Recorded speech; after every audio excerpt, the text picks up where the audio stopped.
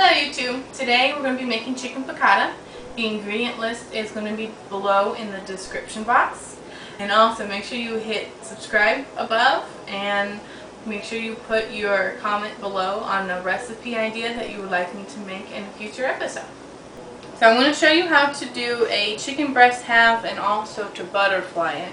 So you've got your chicken and you've already rinsed it off. So all you're going to do is you're going to cut it in half.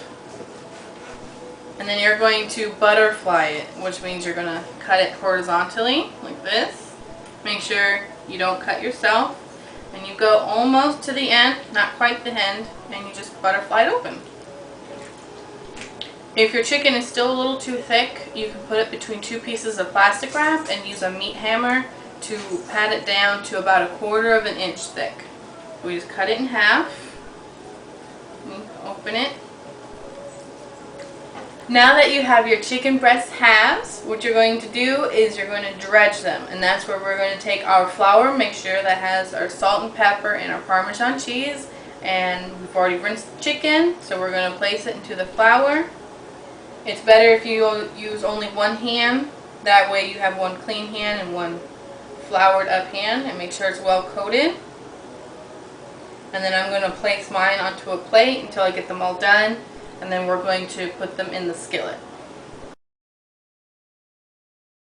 After we have dredged the flour, we're going to place the chicken into our pan with the mixture of olive oil and 2 tablespoons of the butter.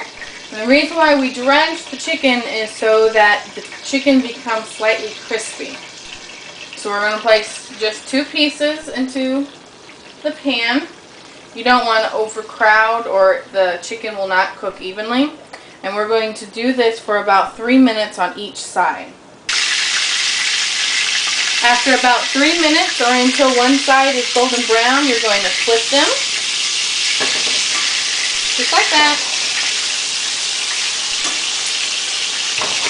And then you're going to cook on the other side for an additional 3 minutes until the other side is golden brown. And then when you're done, you're going to place it onto a plate to reserve for when you're finally going to plate your food. Okay, after we have browned all of our chicken, we're going to add in our lemon juice into our pan. And then we're going to add in our chicken stock. And instead of chicken stock, you can use wine. I am making a large batch of this recipe, so I did a half and half of wine and chicken stock. So we're going to heat this up. We're going to use a spatula to scrape out the bottom because there might be some bits that stuck to your pan, and then you're going to reduce this juice to about half. Okay, once it is reduced down to about half, you're going to add in the remaining 2 tablespoons of butter and you're going to whisk it. And what that's going to do is it's going to thicken up your sauce. Now I have more sauce in my pan than what you will have because I like to pair my chicken piccata with linguine pasta. So I like to have a little extra sauce for my pasta, and then I also am making a double recipe. That way we have extra leftovers since it is my absolute, I can say absolute favorite recipe because it's so delicious. Everything about it is perfect. So we're going to put the butter in. Since I'm doing such a large recipe, I'm going to be putting in a full stick, whereas you would only be putting in 2 tablespoons for a single recipe. And so after we put the butter in, we are going to whisk it. So we're going to whisk it in. This way all the ingredients are well blended.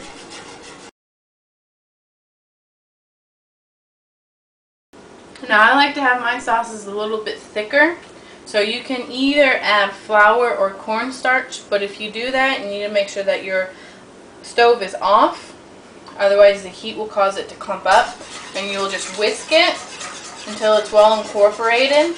If you do add in flour or cornstarch, what you're going to do is you're going to have your flour or your cornstarch into a smaller bowl.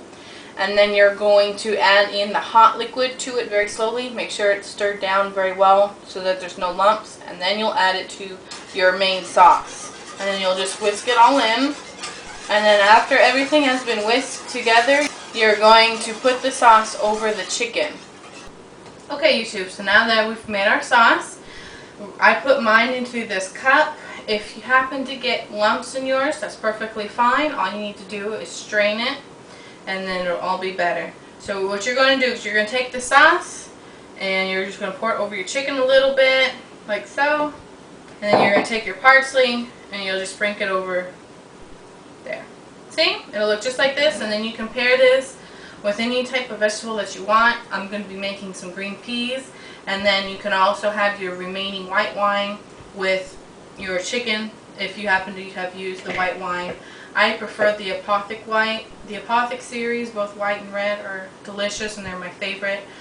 So you can do that. And then I did the linguine with mine, so I made a double batch of the sauce. So I put about half of the sauce into the pasta and then the other half over. So join us next week and I'll be making the other recipe. And then also don't forget to subscribe, and please tell your friends to watch my shows, and don't forget to leave a comment in the section below with a recipe that you may want to have featured in the future episodes. So see you guys later.